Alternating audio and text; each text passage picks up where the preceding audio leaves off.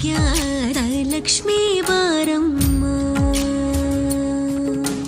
ಭಾಗ್ಯದ ಲಕ್ಷ್ಮೀ ಬಾರಮ್ಮ,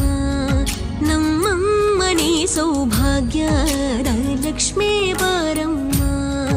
ನಮ್ಮಮ್ಮನಿ ಸೌಭಾಗ್ಯದ ಲಕ್ಷ್ಮೀ ಬಾರಮ್ಮ, ನಮ್ಮಮ್ಮನಿ ಸೌಭಾಗ್ಯದ ಲಕ್ಷ್ಮೀ ಬಾರಮ್ಮ, ನಮ್ಮಮ್ಮನಿ ಸೌಭಾಗ್ಯದ ಲಕ್ಷ್ಮೀ ಬಾರಮ್ಮ.